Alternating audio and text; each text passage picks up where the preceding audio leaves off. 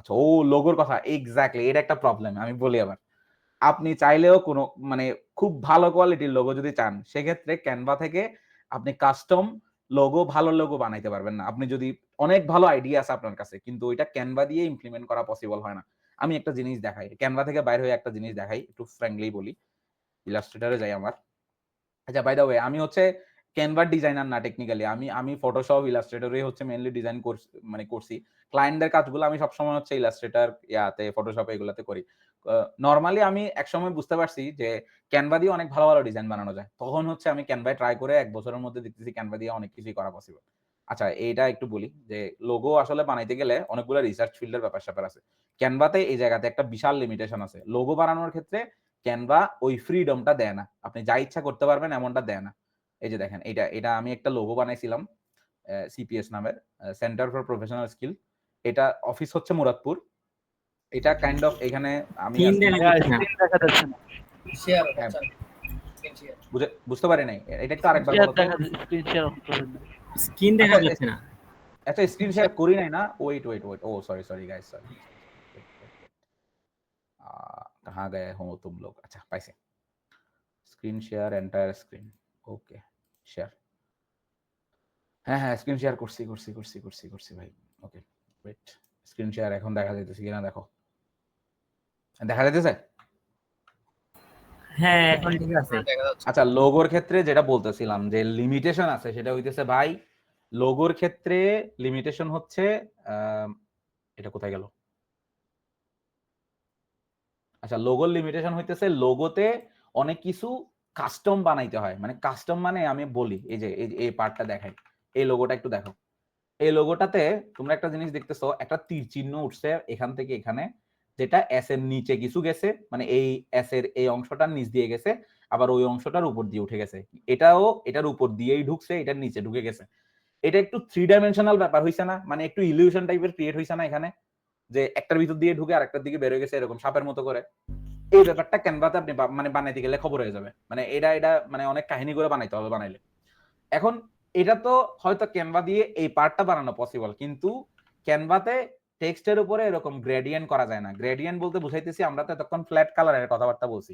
একটা জিনিস খেয়াল করছো, এই লেটারের মধ্যে এই অংশটা একটু হালকা টাইপের নীল, এই অংশটা একটু ঘন টাইপের নীল বা গাঢ় টাইপের নীল।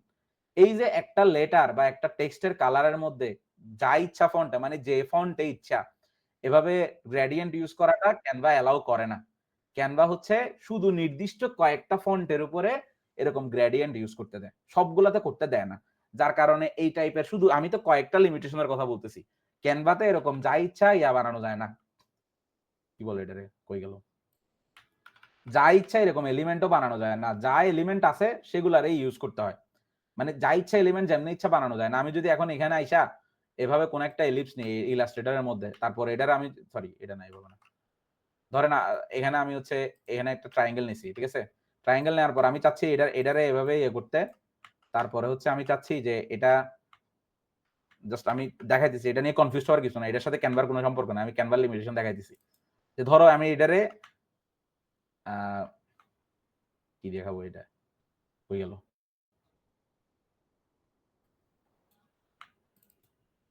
এটারে এতটুকু রাখছি, এটারে এতটুকু রাখতে চাই। এই যে যা ইচ্ছা করতেছে, আমি একটা ফন্ট রে ধইরা বাঁকা করে ফেলতেছি, চ্যাপটা করে ফেলতেছি। যেমন আমি কোথায় গেল, জুম হইতেছে না কেন? আচ্ছা, পাইছি, জুম হইছে।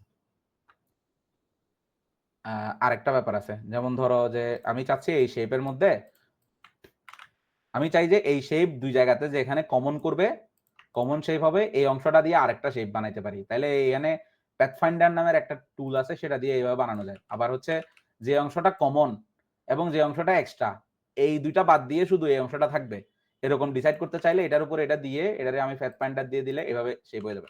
এই যে যা ইচ্ছা করতে পারার যে ব্যাপারটা, ফ্রিডমটা, এটা ক্যানভা দেয় না। তার কারণ ক্যানভা ইটসেলফ একটা ইজিফাইড টুল, এটা একটা সহজ টুল, এবং মানুষজন, নরমাল মানুষজনের জন্য এটা বানানো হয়েছে।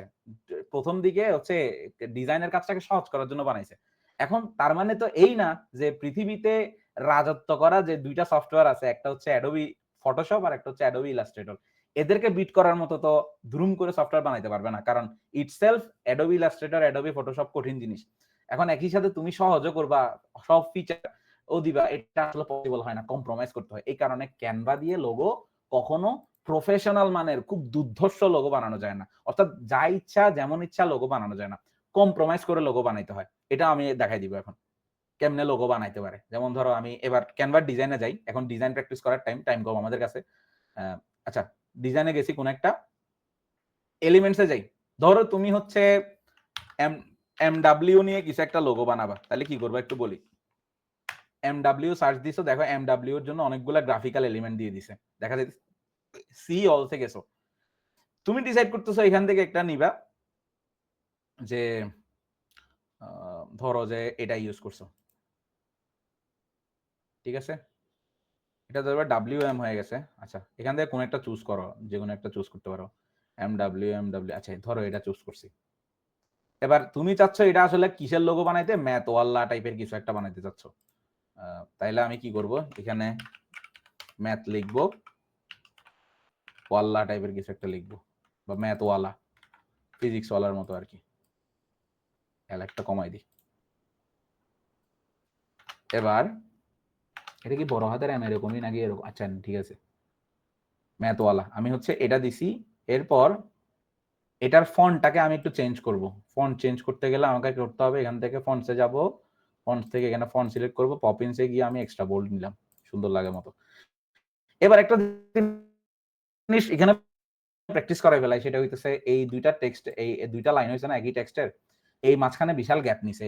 এই গ্যাপ কমাইতে গেলে কি করতে হবে, এই গ্যাপ কমানোর উপায় হইতেছে এখানে সিলেক্টেড থাকা অবস্থায় এই যে দেখো উপরে স্পেসিং বলতে একটা ব্যাপার আছে, স্পেসিং এ যাব, লাইন স্পেসিংটাকে কমানো যায় এভাবে, তাইলে কি হয়, কমে যায়। এরপরে এটাকে লেফট ওরিয়েন্টেড করতেছি, এরপরে এভাবে লিখলাম। এরপর আমি এটা লোগোটার কালার ধরো যে এরকম কিছু একটা দিলাম, যে এভাবে কালার দিলাম, কালার চেঞ্জ হয় না কেন, হয়েছে। তারপরে ম্যাথের কালারটাও হচ্ছে এই কালারে দিয়ে দিব, মিলে মতো আর কি, 2 মিনিটে লোগো বানাইতেছি একটা, ঠিক আছে। ধরো যে এটা, আর ওয়ালার যেটা ফন্ট আছে এটা আমি একটু বোল্ড দেব না, এটা হচ্ছে আমি এরকম করছি। আচ্ছা ওয়েট, এটা অন্য ফন্ট চিন্তা করি, অন্য ফন্ট দিলে সুন্দর লাগে কিনা। ফর এক্সাম্পল এই টাইপ কিছু একটা, এই টাইপের কিছু একটা দিলাম। এখন বলো তোমাদের কার কার কাছে এটা লোগো মনে হচ্ছে, মোটামুটি আর কি, এমনি জাজ করা, একেবারে প্রফেশনালি জাজ করে লাভ নেই। কার কার কাছে এটা লোগো মনে হচ্ছে মোটামুটি, এটা নিয়ে ভাই কাজ চালানো যাবে? হ্যাঁ, লোগো মনে হইতেছে। হ্যাঁ, এটা লোগো মনে হইতেছে না এমনি মোটামুটি, এটা ঠিক আছে লোগো মনে হচ্ছে। লোগো তো অনেক কিছু হইতে পারে, আমি যদি এটা তারা বানাই দিই, ও যদি আমারে বলে যে ভাই আপনি তো এখানে এম এর পরে ডাব্লিউ এমনি দিছেন, এখানে এই দুইটা দাগ বাদ দিয়ে দেন, এই যে এখানে এই লাইনটা আর এই লাইনটা বাদ দিয়ে দেন, আর এই কি বলে এটা, এখানে আরেকটা এই টাইপের কিছু একটা আইকন আইনা দেন, বা এখানের মধ্যে একটা ম্যাথের আইকন আইনা দেন, ম্যাথের আইকনের সাথে এটা মিলাই দেন, তাহলে তুমি কি এগুলো রিমুভ করতে পারবা? এগুলো ক্যানভার মধ্যে দুম দাঁড়াক্কা পারবা? ক্যানভার মধ্যে এগুলা কাস্টমাইজ করতে দেয় না, মানে যা ইচ্ছা করা যায় না আর কি, মানে তোমার মনের যা ইচ্ছা সেটা তুমি ইমপ্লিমেন্ট করতে পারবে না, তোমাকে অ্যালাউ করবে না ক্যানভা।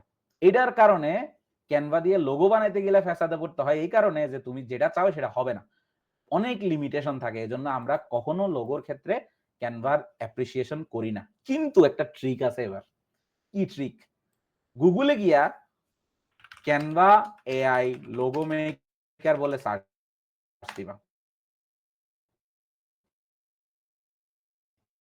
ক্যান প্রথমে করলে এই ইন্টারফেসে নিয়ে আসবে, free AI logo generator, create logo with AI. এবার তুমি এখানে,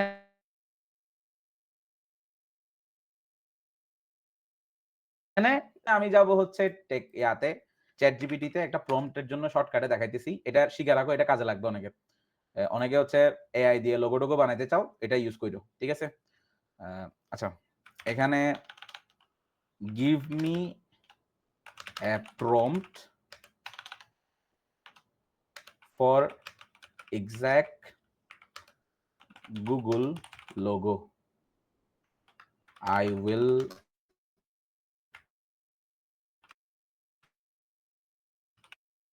use it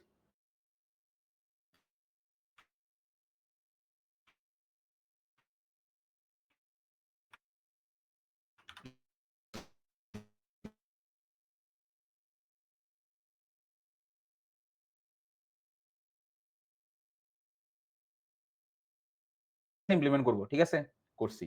এরপরে সেই ক্ষেত্রে সময় নিবে, একটু সময় নিবে, দেখি কি বানাই দেয় আর কি।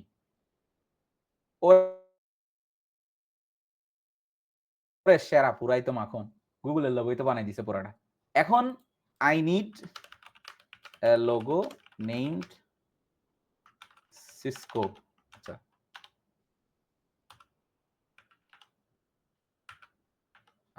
আচ্ছা, Cisco kind of Google type। এগুলো আমি এখানে আসলে সময়ের অভাবে সবকিছু একসাথে দেখাইতে পারবো না। আমি জাস্ট স্ট্রাকচারটা বলে দিতেছি কেমনে কি করতে গিয়ে কি করবেন। চ্যাটজিপিটির কাছে গিয়ে প্রথমে নিজের মনের কথা সব বুঝাই দিবেন যে আমার এরকম একটা লোগো দরকার, আমার এই রকমের জিনিস পছন্দ, আমার এই কালার পছন্দ, সব ক্লিয়ার করে বলবেন, হোক এত বড় হোক। এরপরে চ্যাটজিপিটি যেটা করবে, নিজে কাবিলাতি করে যখন হইতেছে ওই প্রম্পট ইঞ্জিনিয়ারিং করতে যাবেন ইমেজ জেনারেশনে, তখন আউল ফাউল ইমেজ দিবে। চ্যাটজিপিটি যেটা করে সেটা হইতেছে ও জানে যে একটা এআই কিভাবে ইমেজ প্রসেস করে, কিভাবে এই ইনফরমেশন রিড করে, একটা স্ট্রাকচারে রিড করে। চ্যাটজিপিটি কি করবে, আপনার সব কথাগুলারে নিবে, নিয়ে হচ্ছে একটা ফরম্যাটে সাজাই দিবে সেম জিনিস, এবং যেখানে যেখানে গ্যাপ আছে সেখানে জিনিসপাতি অ্যাড করবে। তাইলে একটা সুন্দর প্রম্পট হয়ে যায়। আমি অনেকজনকে দেখছি যে অনলাইনে প্রম্পট ইঞ্জিনিয়ারিং এর কোর্স করাইতেছে, জাস্ট ওখানে প্রম্পট লেখা শিখাইতেছে।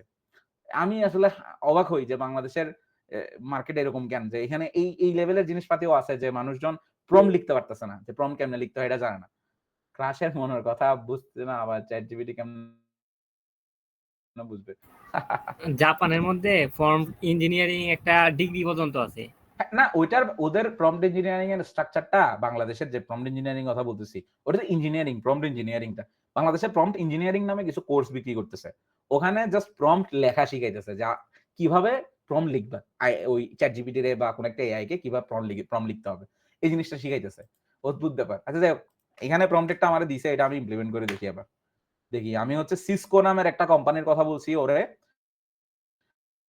বলছে হচ্ছে এই টাইপের আমার একটা ওয়েট, আচ্ছা পলিসির সাথে মিলতেছে না বলতেছে, ওকে, ভায়োলেটিং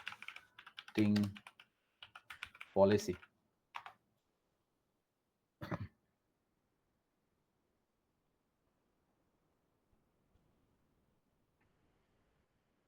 হ্যাঁ, ও একটা নরমালি প্রম্পট লিখছে, আমি জাস্ট এটা দেখানোর জন্যই করি, সময় কম, কাজ বেশি করতে হবে।